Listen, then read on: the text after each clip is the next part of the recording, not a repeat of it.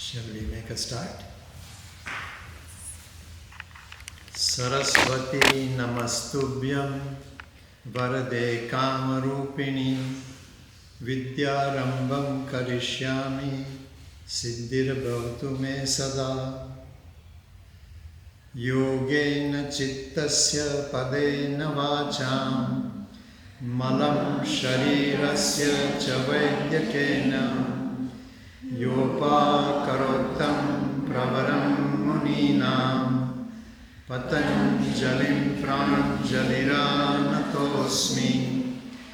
Abahu Purushakaram Shankha Chakra Siddharinam Sahasra Shirasam Shvetam Pranamami Patanjalim Harihi Om. Salute the Lord within. Raise your arms.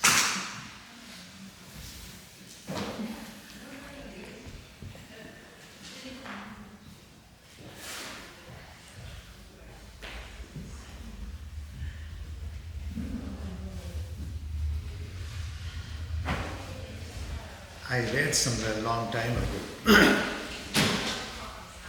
that if you ask an Indian a question, particularly a philosophical question, he begins by saying, "Let me tell you a story."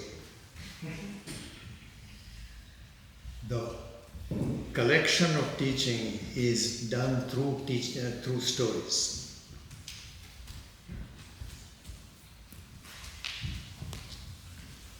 And as more information comes up, people bring around more stories. Hinduism, from which yoga came, was never a religion. Now it has become a religion.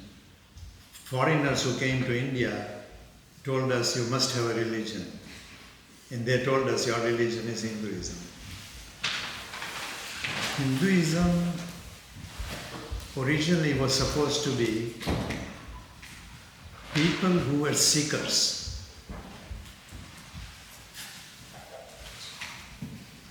We were very careful about making doctrines. If you go to India even today, almost every village will have its own deity. The idea was to take any information, use that to seek the truth. Of course, question becomes, what is the truth? The emphasis, though, in seeking the truth became, rather than learn much more about the world, the outer world, let me learn something about the inner world. Meaning, who am I became a very important question to pursue. And I find in yoga teaching, in America or in England, it has become much more physical oriented, which is not wrong. Okay? It's important. But it should not stop there. There is a whole other group of people, I'm sure you know some of this, who have made meditation very important. But to pursue meditation, they are using the brain, the mind, without proper understanding of what that brain and mind do. Any information that the brain and the mind either has or figures out is primarily based on senses. If you ask an average person how many senses you have, they would say 5, perhaps 6. Okay? But 5 senses, biologically, that's what we believe. So I would have a question. Like everybody in the room has a sense of feeling hungry sometimes. By the way, yogic rule is that you should not eat unless you are hungry, which is very difficult to stick to. especially when you see good food. But that feeling, that sensation of hunger you have, which of the five senses determines that? Do you see hunger? Do you smell hunger? Do you touch hunger? None of the five senses. Do you hear hunger? So there is a very distinct sense, a sensation, which is hunger. And when this began to be investigated scientifically, what was found was that we have many, many more senses, but they have often not been labeled and sometimes more completely ignored.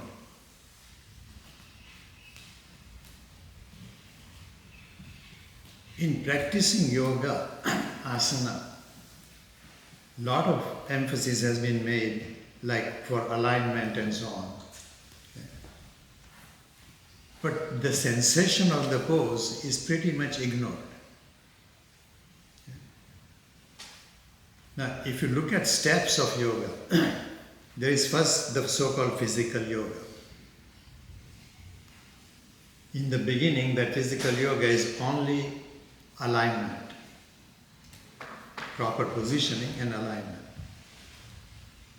Then we look at the physiology of the posture. So there is that aspect of yoga still very much physical. Then we want to look at what do those postures do to me? Okay? And don't jump directly to meditation. First and foremost, the postures give me health. And for that health, the organic system, particularly your digestive eliminating system, is considered very, very, very important. So in design of yoga asana, a good teacher would see what the postures do to you with regard to your organic system. When you are young, you are much more into physical competition, something that is not to be encouraged, and yet we do. So that aspect is paid much more importance.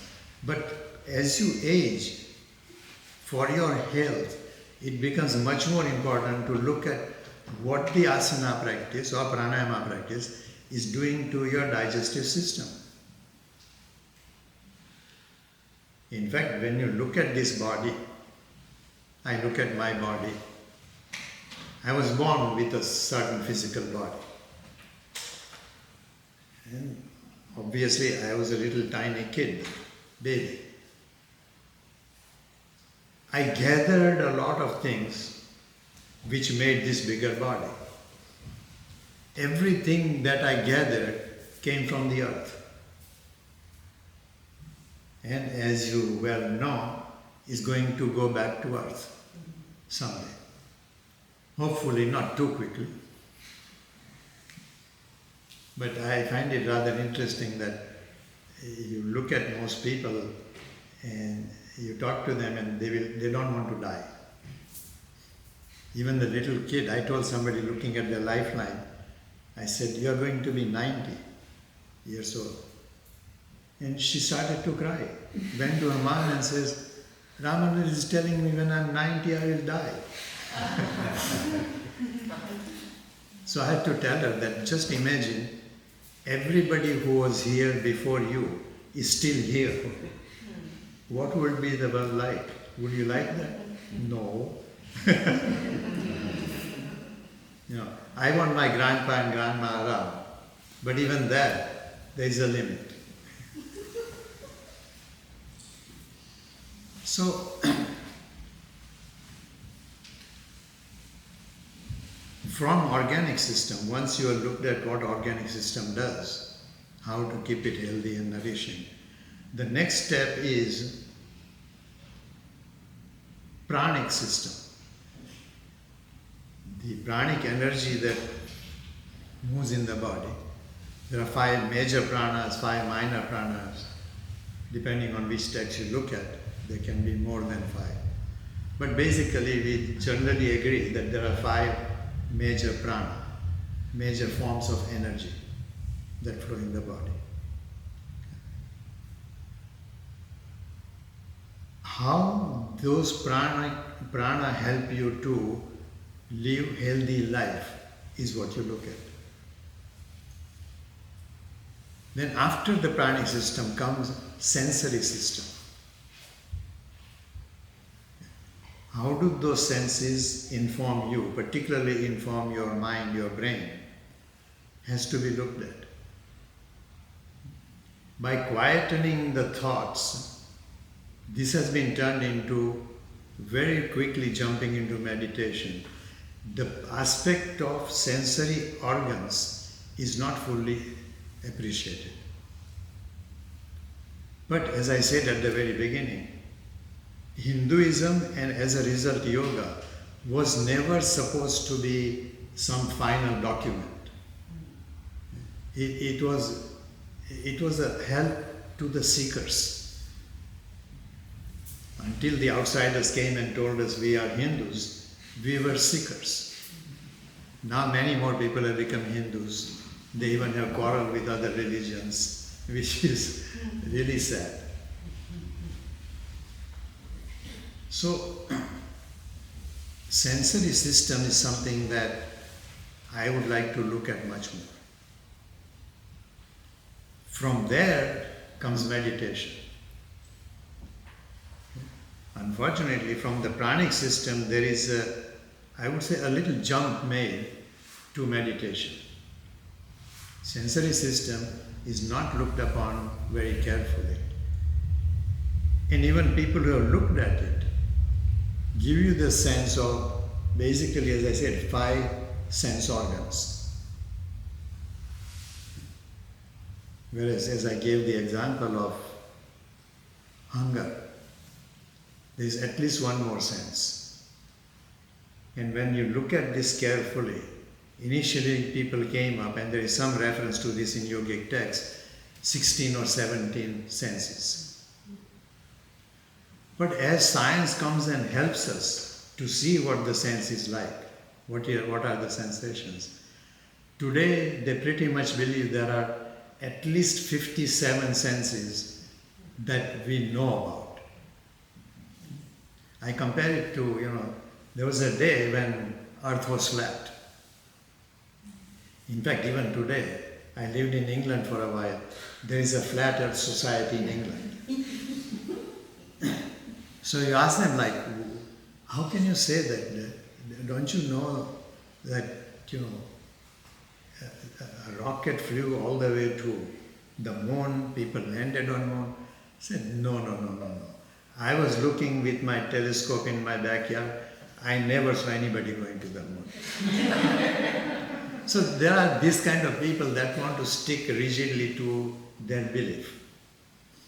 And religion is pretty bad at that, to the point of making everybody else wrong. Very sad. But that's where we are. Hopefully that will change before we destroy the humanity completely. So as that aspect grew from Earth being flat to slowly begin to recognize that Earth is not flat, it is more round. And Earth does not, sun doesn't rise and set. Even today we use the term sunset and sunrise because the language has somehow restricted us. I mean, if I go with my girlfriend to a beautiful scenery, sun is setting, and I say, look how the Earth is rotating. I think the relationship would not last very long. Correct as logic is, emotion stops us from looking at it logically.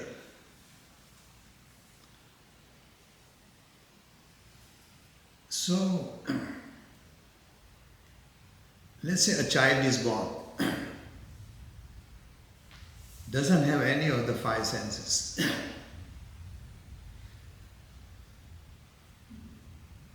What is the creation to that child? Nothing.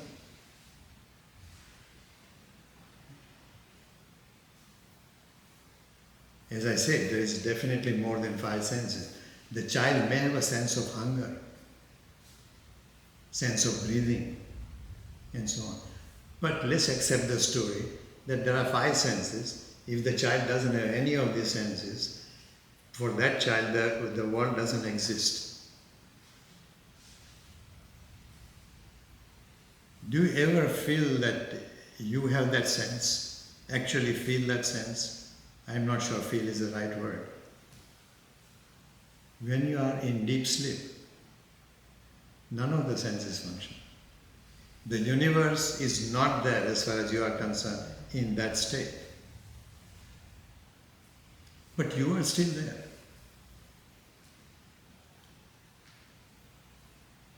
When you wake up from a deep sleep like that, and somebody says, how was your sleep? You say, oh, it was wonderful. How do you know? When it was happening, your mind was not working as far as you know, but there is a memory of it. Okay? Also, coupled with that, you feel very refreshed upon waking up. So, combining that with that deep sleep state, you say, I had good sleep. When you don't know that you had a good sleep, you were not there. At least the ego was not there. So, I brought the whole list of 57 senses that I have come across, and I'm going to spend an hour on each one of those.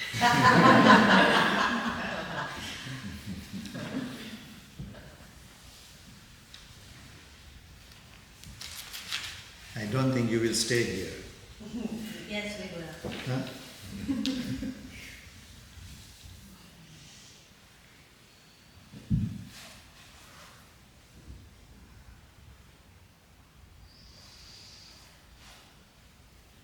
Going back to that child who doesn't have any of the 5 senses. Suppose a sage comes and touches the child, blesses the child, and the child has a sense of sight. Then the child can see the whole world, even go to the moon and see the moon and so on. Can see many, many things. This is not expansion of consciousness. Consciousness is now pursuing sense of sight at a wide variety of places, not a different level. Then the sage comes and gives the child a sense of hearing. Now a whole different level opens up. And the child can hear most melodious music or variety of other sounds. Okay. Again, there is an expansion of experience on that level of hearing. Okay. People in a normal conversation tend to say how the consciousness expands. No, I have news for you. Consciousness doesn't do anything. Nothing ever happens to consciousness. But because of consciousness, many things appear to happen. The eyes appear to see. Ears appear to hear. Without consciousness, none of these senses will function. So, if this sage decides to be very nice and give the child all the 5 senses, the child would then be so-called normal human being, who actually is a very confused being. Because nothing more is known. Sometimes people talk of 6th sense, but generally nothing more is known. So we conclude that this is what is real and it's all that there is. I remember as a child, when I recognized that the heat that we feel comes from the sun, I asked my teacher a question, and this was not a very nice teacher, so he said, you think too much. My question was, if the heat comes from the sun, The top of the mountain is closer to the sun than at sea level. So mountain should be hotter. If that actually was the case, we would not look at it any further. But experience tells us that mountain top is actually much colder than sea level. So then they started looking at why. And the science discovered what the reason is. So it looks to me like human beings have some experience. To explain that experience, they look at what's going on. Otherwise, they don't look any further. Now, in modern world, science forces us to look at things of which we may not have direct experience. So what happens to the senses? Looking at it a little more deeply, before I do that. I was taught by Swami Dayananda first. Looking takes place. Nobody does looking. Nobody can do looking. Looking happens if there's adequate light, if the light is of a certain frequency. If it's too high, you can't see anything. If it's too low, also it is dark.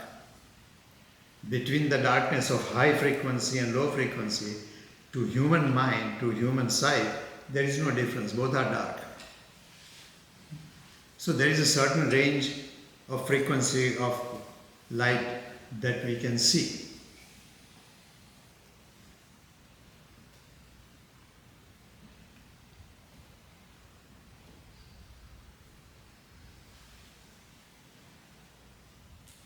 Even there, it's very easy to see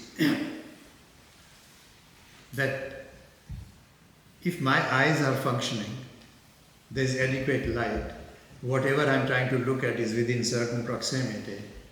Looking takes place, you don't do looking. Light goes into the eye, creates a certain vibration, message is sent to the brain, and actually it is the brain that sees. I'm told that at first the brain sees an image that is upside down. The brain is automatically programmed to turn it correct way up. Otherwise all of you will appear upside down to me, which in a sense you might be. I am also upside down.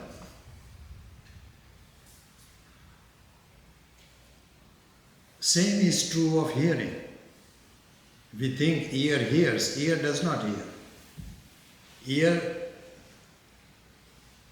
the ear drum, whatever nerves and cells are connected to it, they create a certain vibration that the brain sees or brain feels. Okay? The brain understands the sound, ear does not. And to make a long story short, all of the senses are like that, all the five senses. It is the brain that sees, understands, feels particular vibration that it then calls whatever of the five senses it calls. Okay? This was understanding for many, many, many years, centuries.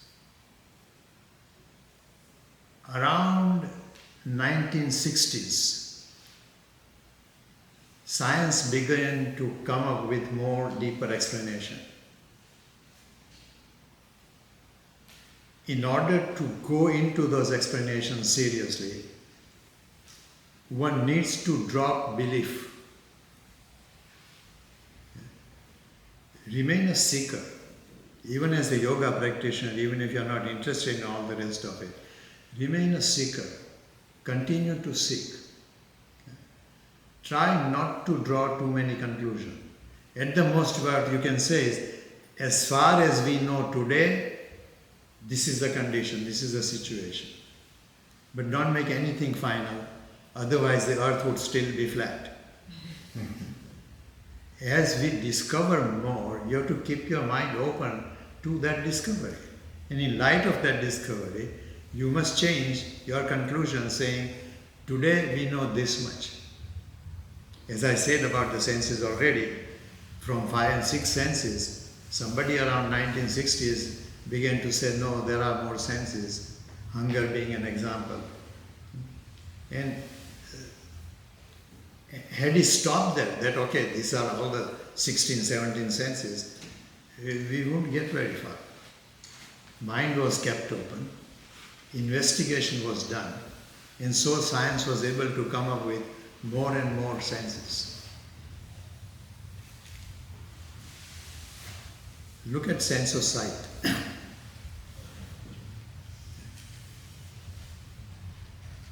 From saying the earth is flat to recognize that the earth is not flat, it is circular. And in fact, as the earth turns, you have the sensation of the sun rising, sunset. Actually, sun doesn't rise and set. If I compare that to sense, the first understanding of the sense was with the sense of sight I'm talking about. That when it's very dark and you sort of just see a shape, okay, what aspect of the eye is looking at it? Eye has, according to that theory, has two aspects. One sees the color, the other just sees shape. What are these called? Cones and rods. Huh? Cones and rods. Cones and rods. And that was considered very good understanding of science. Supported by, investigated by science, people concluded. And this nonsense is taught at biology. It is nonsense not because it is incorrect, but there is much more to sense of sight. Today, for example, we know, those who look at it, they know that the kind of receptive cells that see the light are very, very different for darkness and for different colors. Each of those cells are very different shape, much more than two, many different shapes. They absorb this information through chemical, electrical, and other physical things. Different vibration is created. They have very special nerves. So not just a general sense of nerve carrying message to the brain. These nerves take the message to the brain. Completely different from each other. The brain analyzes that. And so the brain understands what is seen. Let's take a sense of touch. What is the sense organ of touch? Skin.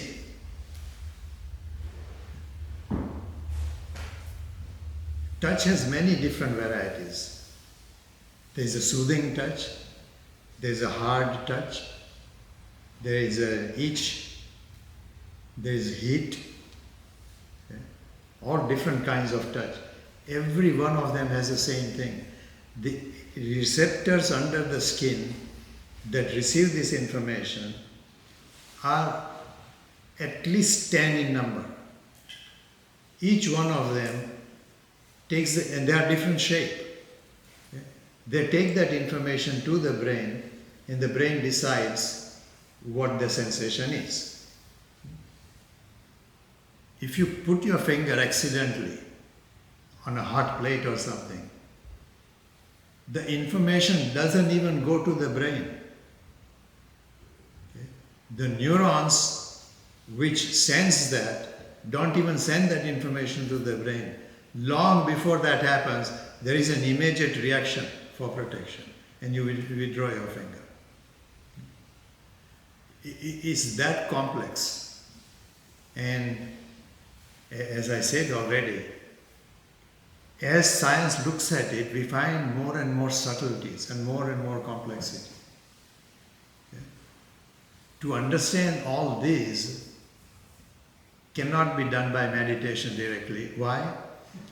Because the step of understanding senses is lacking.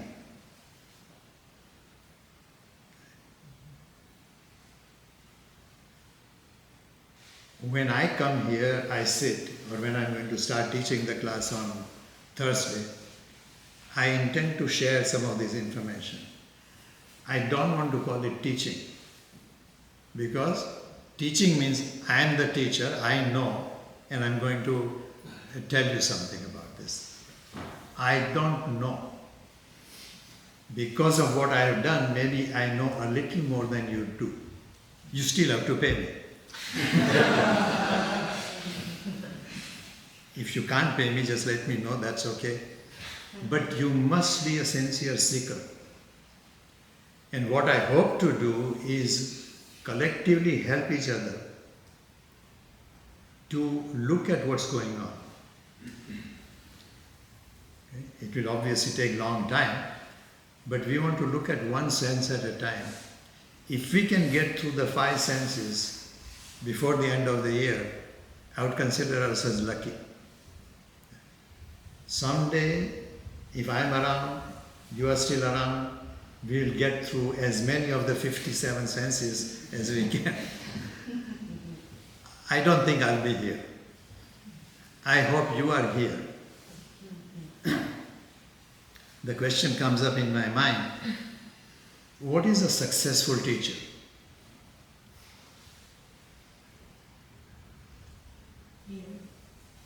Yes. For me, a successful teacher is someone who inspires me to explore on my own, gives me curiosity. Correct. Anything else, anybody? Somebody who you could call a bridge, I suppose. Maybe lays the path for you to walk it yourself. Better, yeah. See, I heard a story, true story. In the Indian army, they are training these people to fire a particular kind of gun. So this young man from whom I heard the story says his teacher who taught him was also in the final test. So he brings his tank, this student takes his tank, the student gets off, looks at the person in the other tank and says, oh my God, one of us is bound to lose. You are the teacher, you taught me all this, so I lose. The teacher says, no, you are mistaken. If I win, then definitely I won. If I lose, I still won because I taught you. The job of a teacher is to see that the next generation, if you will, climbs over my shoulders and goes further. That creates real progress. If every teacher who died leaves behind students who know less than the teacher, we won't progress at all. When my student tells me, Ramanan, I found something more, then I'm successful. I don't want to go too much into the politics of teacher-student relationship, but it is true, traditionally it is true, otherwise it is true, that the student should respect the teacher. Because when I did not know much, my teacher helped me to go further. But ultimately the teacher is successful only when the student does better than the teacher. Otherwise, as a teacher, I have failed. I might be a good practitioner, but as a teacher, I have not been successful. This is true of all teaching, not just yoga. Students should celebrate that, look, I found this wonderful teacher who taught me a lot.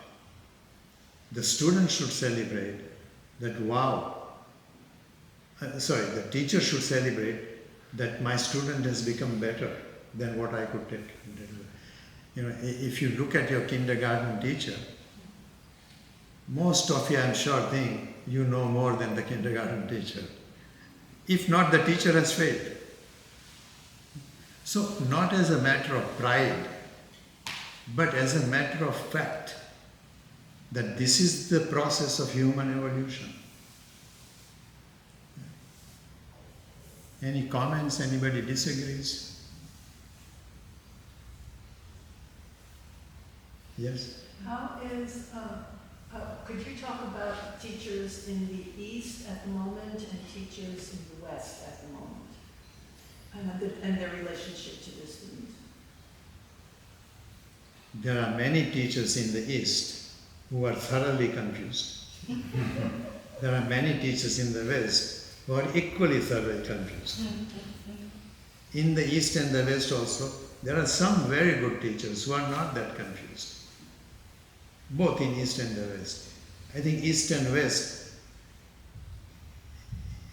the demand of the teacher from the student may be different. For example, in the East, in a traditional sense, the teacher demands respect. In the West, it is not so. But good teachers, even in the East, recognize it. You can't demand respect. Respect is earned by what the teacher does. It should never be demanded. On the other hand, there is a fashionable particular kind of teacher in the West who has learned from these Eastern teachers that insists that the student should bow down to him. Thoroughly mistaken. As I said, the student should respect the teacher. In fact, we know, psychologically we know now, that if the student has no respect for the teacher, that stops the growth of the student. So you should have the respect. For your own good, you should have the respect. It keeps certain door open to investigate further. But the teacher must not think he is better than everybody. And as I said, my understanding is, see, I was born in the East. I have, I think, grown up, I doubt very much, but I've grown up in the West. I went to Western University. And I've been to India and again seen the authentic teachers, like Swami Dayananda is one I would name, who are very different kind of teachers. After hearing, for example, from my teacher Swami Dayananda, a lot of the philosophical aspects of Vedantic philosophy, I happened to be with him where there was nobody around, just two of us. So I said, Swamiji, without being disrespectful, can we just talk man to man? Because I have some very serious questions. Every understanding that you have of God comes from your brain. You know that your brain is conditioned, which means your understanding of God has no chance but to be conditioned.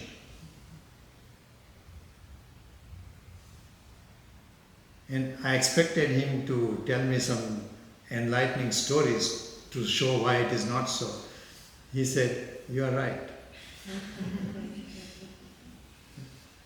Strictly speaking, the tradition doesn't let you do that. Calls you a non-believer. Every single believer believes what his brain reveals to him, which means it is conditioned by his brain. You can't get around that, impossible. Is there an aspect about your understanding, your knowledge, that comes without the use of the brain?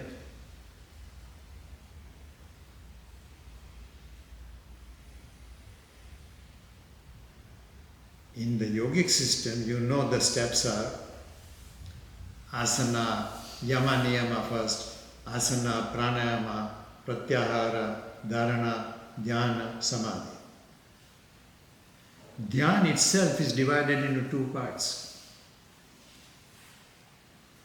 Dhyan meaning that meditative state that a human being achieves by completely quietening the thoughts down is one. The real investigation starts only after that, and it is not a subject of the brain. The thoughts are quiet, means the brain is quiet.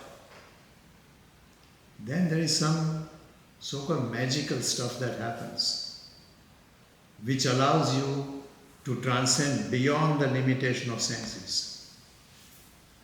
To understand that and put it into language is still a function of the brain. But you cannot put everything into words. Any student who comes to a teacher like that, the teacher can point a way and guide you. Okay? There is dhyana, and then there is what is called nididhyasana. Okay? I have studied some Vedanta. People who teach Vedanta, serious, good teachers of Vedanta, call nididhyasana as just a deeper aspect of dhyana. It is not. It is something way beyond that. And I have already said enough about nididhyasana. Could you repeat that last comment? Beg your pardon? Could you repeat that last comment? I didn't catch the whole. Nididhyasana.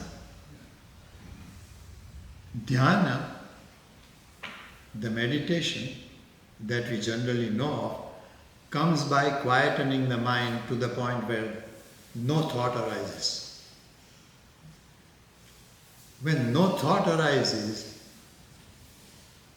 language becomes difficult to explain what happens because you cannot put it into words. That state is called nididhyasana. In Vedantic literature that I have come across, nididhyasana is defined very differently. That when you begin to apply what you have learned through dhyana to all aspects of your life, that is nididhyasana. It is not. It's a misunderstanding of that word. But good teachers teach today that that is nididhyasana. My own teachers taught me that. I looked at it and I found out that that is not so. Nididhyasana is a state where thought do not function. But there is something, what I call magical happens, which you cannot put into words. Every effort to put into words by the greatest discoverers has failed. When people hear that, they turn it into some kind of fanatical religion. And then the quarrel starts, my religion is better than your religion. Nididhyasana is something that you can talk around it and try to point out what it is, like I just did. Okay? But you cannot say, through nididhyasana I learned this, because that immediately drops you into brain functioning with thought. There is no thought.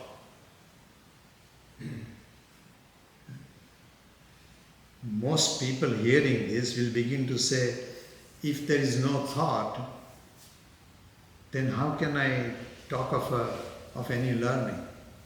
Well, this is learning that happens when all thoughts come to rest. What learning happens after that is nididhyasana.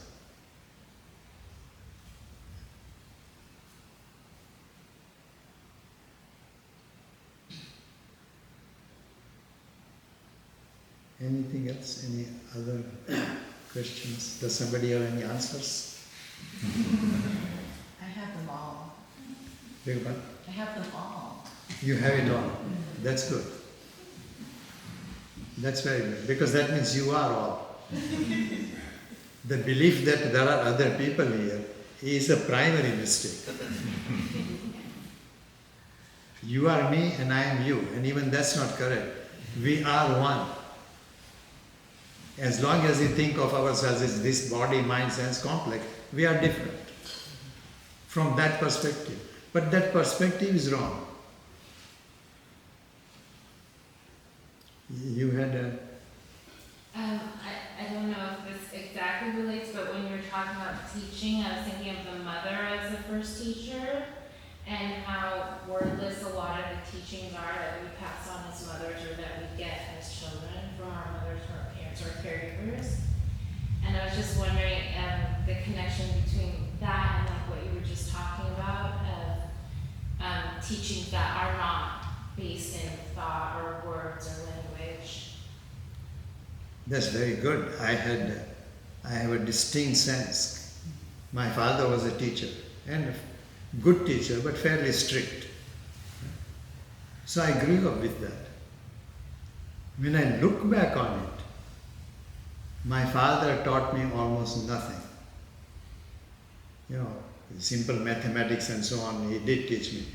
But what I learned was by seeing my father do things. That taught me much, much more. That lasted a lifetime. So that is true of mother also. Your child learns by watching you. You cannot teach that. There is God-given faculty that the child has that observes and learns.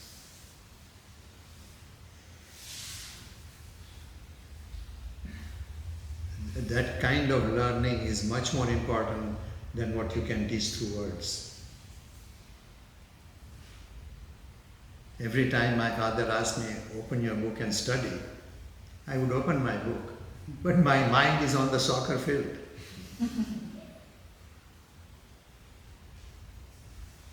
My experience of that was very interesting in that I grew up in Africa. Actually, as I said earlier, I never grew up. The body got older, that's all. But in the hot sun, I lived in Dar es Salaam, which used to be capital of Tanganyika, now is Tanzania. And the capital also has moved to a place called Dodoma. But this was on the coast. So we play in hot sun. I'm tired after playing an hour or 2 hours in hot sun. Never felt the heat of the sun. Felt it, but ignored it. I come home and my mother says, oh good, you've come back. Can you go get some milk from the store? Mom, I'm tired. Oh, by the way, I'll give you a couple of extra cents, $1 or so. On your way, you can stop at the shop and get some chocolate for you. I'm suddenly not tired.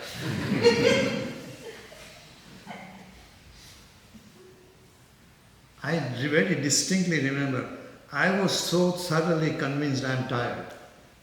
Mother should understand I was in hot sun, that I did not feel at all. But I'm too tired to go do anything now. And suddenly when chocolate is offered, I'm no longer tired. I learned what is corruption.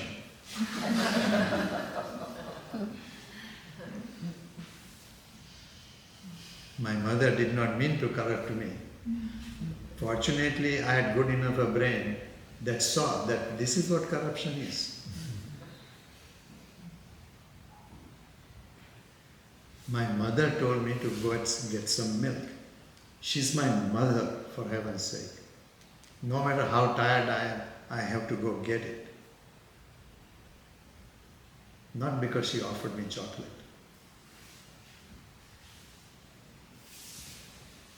As much as my memory serves me, I look very surprised at my mother that she would offer me something like this. She did not mean to corrupt me.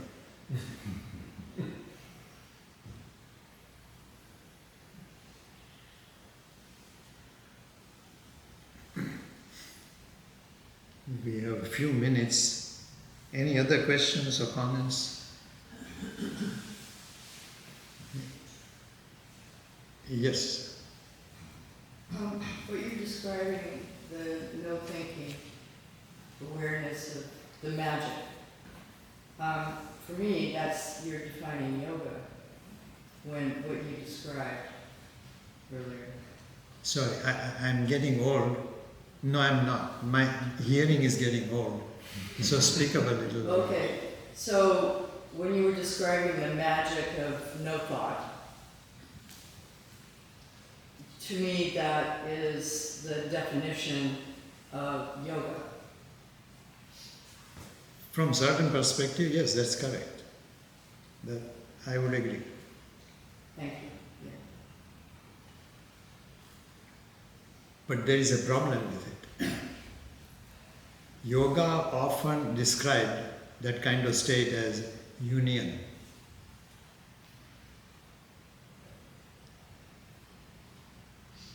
I'm surprised it's not often understood. Union means two separate things have to come together. The belief that you are separate is the problem.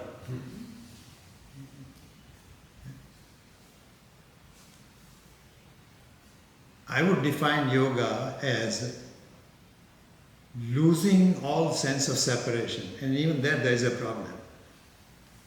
But in order to be united, union, even with God or whatever, you need to be separate.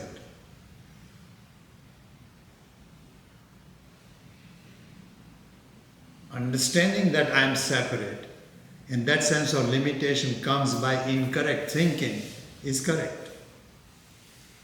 But then once you recognize that it is not correct thinking, drop it. Or it should drop away. You should not even have to make any effort. Now, I don't want anyone in the room to assume that for me it has dropped away. Okay? I'm just a little less idiot than the others, that's all. But my sense is that there is immense amount of knowledge that we haven't looked at. Collectively as human beings, we have failed. So definition of yoga, if it is understood as union, that is obvious, correct. Union that would happen is not correct.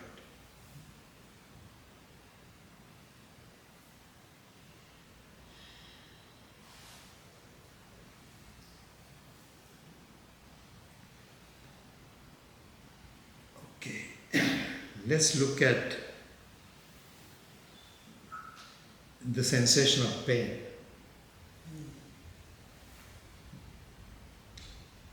Physical pain, biochemical, physiological pain, often leads to psychological pain, emotional pain also.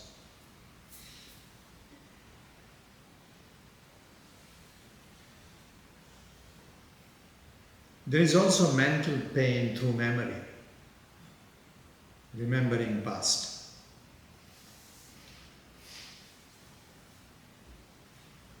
I was told this, I don't know it is entirely true, but it illustrates the point. Two dogs come from different corners, they see each other, for whatever reason they don't like each other. Probably to do with the smell, I don't know. They don't like each other and they fight. Dogs do not go home and plan the next fight. Only the humans do that. Only humans. If they see each other, they might remember some of it and fight again. But they don't go home, sit in the kennel and say, next time I see this dog. And we are supposed to be the most evolved of the species. Really? No. Not only we remember sort of immediate things like, somebody beat me up or somebody abused me or something. And next time I see that person, I'm a little angry about this. We remember generations. 200 years ago, my great-great-grandparents that I never knew had a quarrel with your great-great-grandparents, and I'm fighting about it today with you. The Hatfields and the McCoys. Height of stupidity. Sad. But we don't seem to stop. Take the current quarrel between Israelis and Palestine. Dealing with what is happening, trying to stop it, is all correct, don't get me wrong.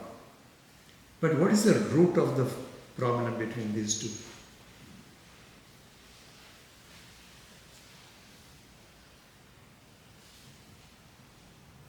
Forgive me if I'm wrong. The root of the problem is that different belief systems, one God against another God. That is the foundation. When none of them know what God is. And I am taking that as an example. Every community on the planet has done that.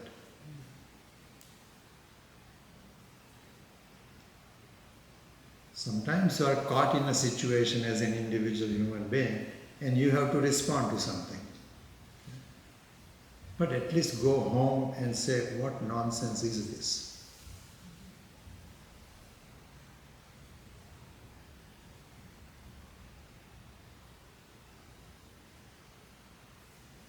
There are many ladies here, so menstrual cramps.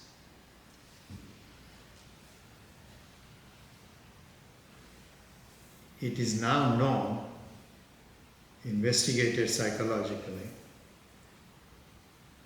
that women who don't, see, in one sense what happens is the cramp reinforces your sense as a female.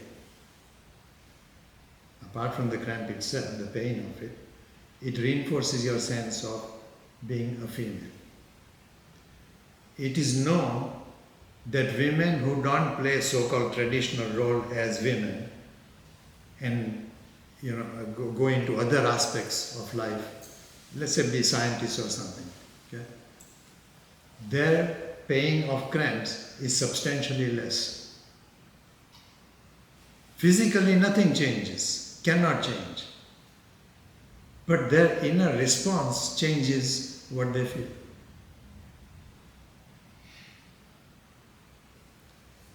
In India, I'm talking India because I know Indian history a little bit. There were women who went into battle and fought. Okay?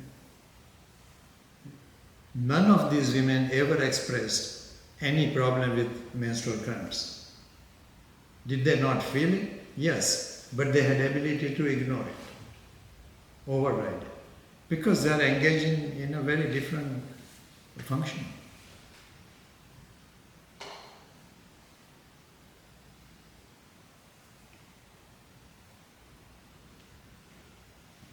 And then there is another kind of pain you probably know, phantom pain. Even when the limb is severe, you feel the pain. Some people do feel the pain in the leg that is no longer even there. Now where does that come from? Could that just be like a condition, perhaps, or a memory? Memory, because they're finding now that trauma is carried through your cells, generational trauma. Yes. So there's a lot of memory that's stored not just in our brains, but in our bodies. Yeah. Correct. Which means it's much more than physical thing. Yeah. And we come back to memory. Memory of what happened 200 years ago. Is there anything else to say about it? No. I think it's really transgenerational trauma is really complicated when trauma is early and there's no narrative for it. So what happens, someone's driving down the freeway, someone cuts them off and they shoot them. Like, where did that anger come from? Or these wars you're talking about. I mean, I think people who are healthy and content aren't acting out power over others. They're in power with themselves. And that's one of the things that attracted me to yoga in the beginning. See, even with sensations, how mind works at it. Let's say I have a thorn in my foot and it's bothering me. The whole world has fallen apart. I have a thorn, it's pricking me. The house catches fire, what happens to the thorn? I get up and run. I know an older gentleman now, I think he died, but I know his leg was hurting him so much he could not walk. And one day, his house caught fire. He ran out, then looks at himself and says, "How did I do that?"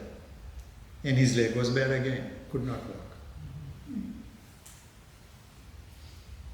As an engineer, I was working in one place. They're digging a trench to lay pipes in it, a water pipe or sewer pipes. They're trench. And I had a friend, a young engineer, who was in the trench. You know what a D8 is? It's a huge tractor and earth moving equipment. He sees a D8 coming at him, and he knew that, it felt like this D8 is going to fall into the trench, and I'm in the trench. He jumped out of the trench. And yes, the D8 fell into the trench. Had he been there, he would have been hurt. Yeah. But he says, after doing that, when the whole thing quietened down, he went back in the trench and tried to jump out and could not. This is what the mind can do.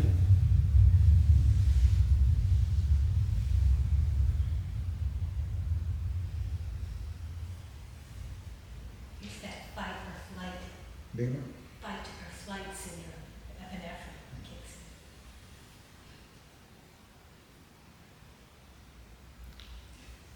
in. See, discussions like this, or other discussions also, create a lot of thoughts.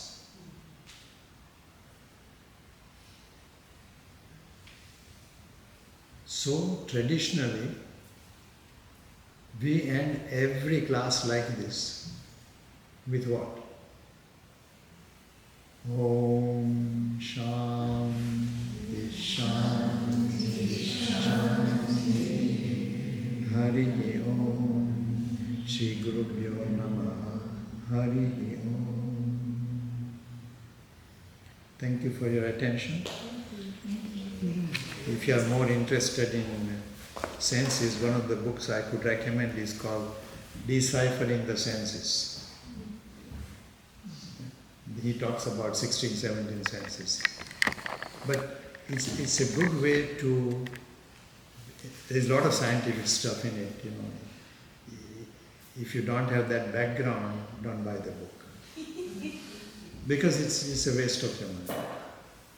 Okay, language is difficult to understand. But if you are interested, it's a good book, Deciphering the Senses, by Robert Rivlin and Karen Gravel.